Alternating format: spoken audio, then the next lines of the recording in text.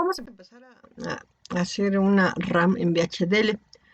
Para esto pues, se supone que tú ya hiciste una ROM en VHDL. Utilizamos los mismos datos para que no te perdieras en esta información. Por ejemplo, la ROM tenía el chip select, los dos selectores, y adentro ya estaba contenido, ya estaba guardado así con de esta manera se guardó los valores de los datos, y dadas las direcciones salía un dato. La manera como se hacía el ROM era un type, memory is array, de los datos, 4 datos, 3 down to 0, of standard logic vector, 6 down to 0 de 7 datos para que saliera en el display de 7 segmentos. Pero ahora lo que queremos es utilizar la RAM. Y como la RAM ya no es de solo lectura como la ROM, sino que ahora sí vamos a poder guardar datos. Entonces ahora es esta diferencia. Para una RAM requerimos decirle cuál es el bus de direcciones para guardar y también para escribir y para leer. Entonces tenemos un bit de direcciones para escritura y un bit de direcciones, un bus de direcciones para lectura. ADD significa adicionar WR, write, ADD de lectura, adicionar de lectura. Los datos de entrada, si es que vas a escoger escritura, datetime. WRN es cuando es el habilitador, pero fíjate, nada más de escritura. Si vas a leer, no tiene habilitador. Y ya, sus datos de salida, data out. Bien, entonces, para que se active, pues requerimos los relojes. Aquí hay un reloj de write de escritura y de lectura write de escritura. Los puedes poner por el momento igual, porque no queremos que separarlos entre escritura y lectura como se puede. Pero aquí los vamos a trabajar igual, no va a pasar nada. Entonces, por ejemplo, aquí tenemos, imagínate que lo quieras separar, que fuera bit por bit. Bit por bit sería 4 por 7, 28 datos a guardar en una matriz. Para 28 datos, ¿cuántos bits de direcciones requerimos? Logaritmo de 28 entre el logaritmo de 2 sería 4.8. Entonces requerirías 4 bus de direcciones. ¿Cuántos? 4 bits de direcciones para enviar datos. Entonces hay que empezar a jugar sobre esos datos. Lo que yo te pido es que hagas la programación del código que tenemos aquí escrito y tienes que probar esta tabla que está acá. Esta tabla que está acá, fíjate cómo funciona esta tabla. Adicionar dato 1, adicionar dato 0, adicionar escritura 1 de dato 1, adicionar escritura de dato 0. Y los datos y el WRN. Fíjate, lo primero que tienes que hacer es guardar datos. ¿Qué tienes que hacer para por primera vez guardar datos? Porque es una RAM. Entonces, pones el dato. Imagínate que tienes 3 deep switch, pones el dato primero el dato. Luego, colocas la dirección a donde la quieres guardar, por ejemplo, la primera dirección que sería 00. Ya que pusiste eso, activas el WRN y se graba. Lo subes, dejas un momentito y lo bajas. Luego colocas el siguiente dato 010 en la dirección 01. Ya que tienes eso, activas el WRN, lo subes a 1 y después lo bajas a 0. Así lo haces para estos dos. Y ya se grabó. Luego, para verificar que se grabó, mantienes el WR, el habilitador de escritura bajo a 0 y pones tu dirección de lectura, ADDR de lectura, en 00 y debe aparecer 001. Si pones el ADR de dato 1 y dato 0 de lectura en 01, va a aparecer el 010 que era este. Si pones el 10, tiene que aparecer el 100 que era este. Y si pones 11, debe aparecer el 101 que era este. Con que esto sepas hacerlo, cuando descargues tu RAM, ya vas a saber utilizar la RAM y ya vas a empezar a modificar los datos. Aquí está el código en esta práctica. Se llama práctica RAM 2. Te debe de salir algo más o menos así. Y vamos a ver el código. El código dice que entonces tenemos la dirección de escritura de lectura, el reloj de escritura de lectura, el habilitador de escritura, los datos de entrada, los datos de salida. El LED de carga no importa porque eso lo prendí para verificar que estaba funcionando, pero lo puedes quitar. Enseguida tenemos entonces la creación de la RAM tipo Matrix, le llamé aquí Matrix is array 0 to 3, fíjate que es lo mismo que poner 3 down to 0, 0 to 3, bueno. Of Standard Logic Vector 2 down to 0. Signal creo una variable nueva que se llama memoria, pero que es 2 matrix, es hija, toma todo el comportamiento de la matrix, que es un datos, 4 datos por 3 de salida, 4 datos por 3 de salida. Se están almacenando 4 datos, ok. Luego creo datos intermedios, datos de entrada, buffer, dirección de escritura, dirección de lectura, que son internos. Entonces se llamó address write, address read. Y empiezo con el primer proceso para el reloj de escritura. Si el reloj de la escritura está funcionando, fíjate que aquí en el DDRite tenemos 2 relojes.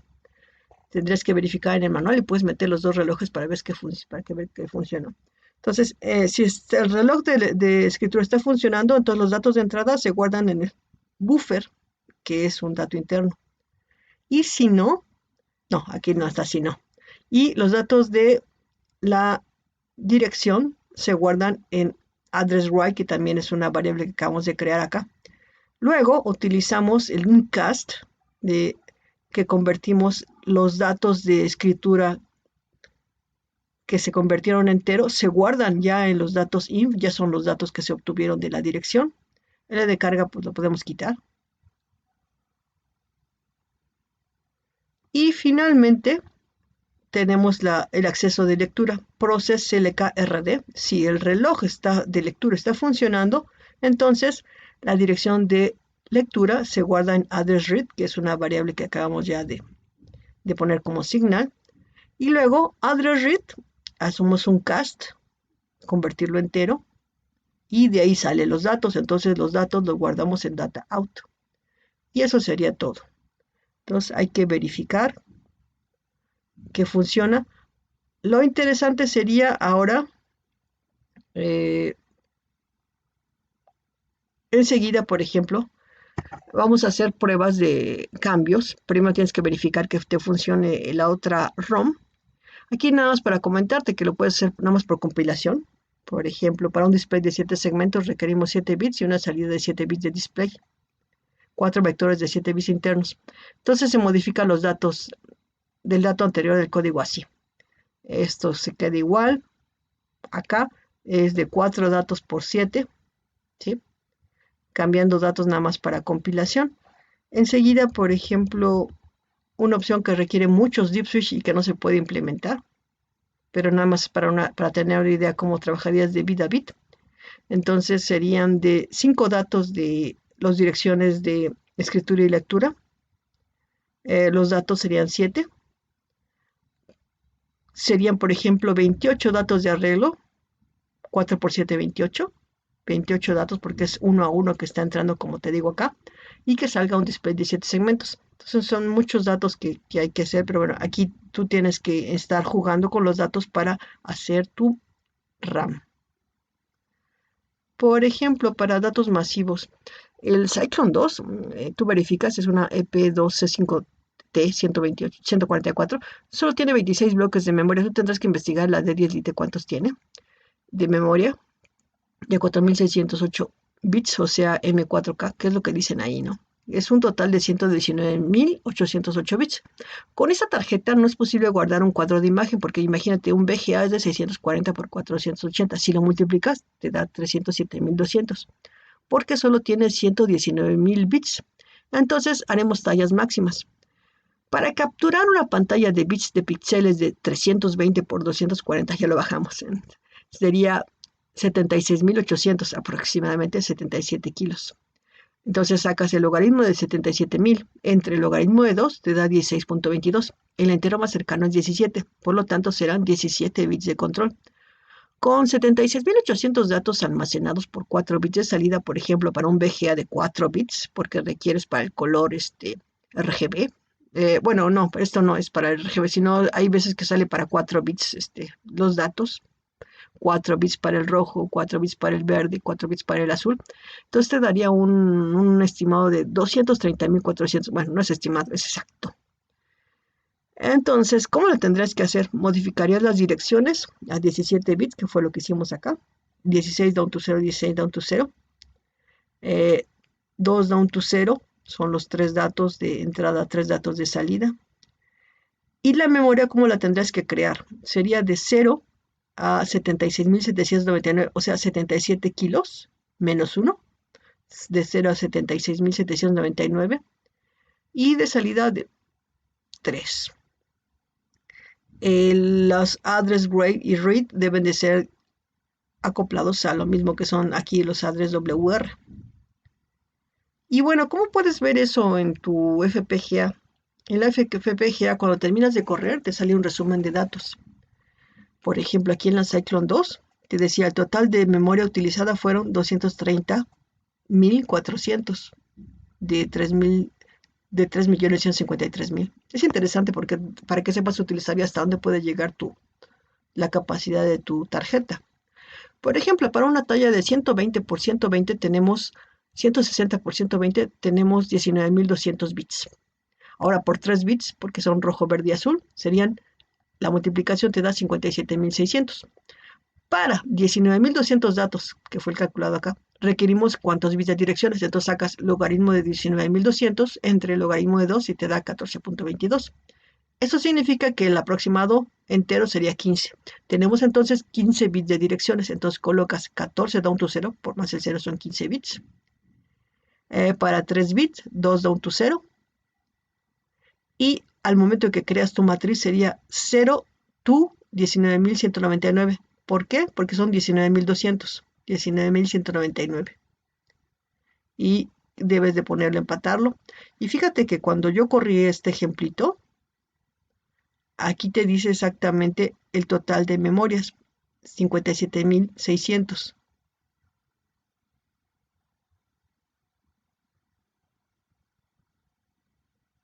Que aquí está el dato, mira, 57.600 fue calculado. 160 por 120, 19.200 por 3 bits, 57.600. Y tendrás que probarlo. No necesitas más que compilar exitosamente con el tipo de tarjeta. Y aquí ya tú estás jugando a aprender a utilizar la memoria, 57.600. Probando datos masivos con Saclo 2, 32 megabytes. Para guardar entonces un cuadro de imagen en una cámara sería 640 por 480, 307.200. O sea, le sacas el logaritmo de 307.200 entre logaritmo de 2, siempre el logaritmo de 2, y te da 18.22, por lo tanto requiere 19 bits de direcciones. Casi siempre se manejan para 8 bits ya cuando estás trabajando en forma profesional. 8 bits para el rojo, 8 bits para el azul, 8 bits para el verde. Entonces, por ejemplo, si fuera una escala de grises nada más un solo bit, entonces sería 307.200 por 8. Por 8 bits que te daría 2.457.600.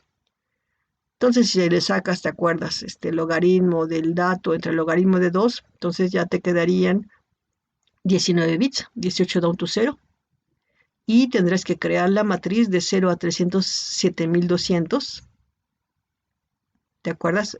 Menos 1 sería 307.199.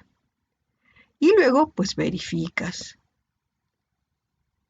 Y ahora sí alcanzas a ver, mira, 2.467.600. Bueno, pues para terminar, por ejemplo, para 2 bits, dices, bueno, es que no me alcanza. Bueno, entonces, ¿cuántos puedes poner de colores? Pues nada más 2 bits. Entonces sería 307.200 por 2, 61.444. Entonces sacas el logaritmo de ese dato entre el logaritmo de 2, te dan 19 bits.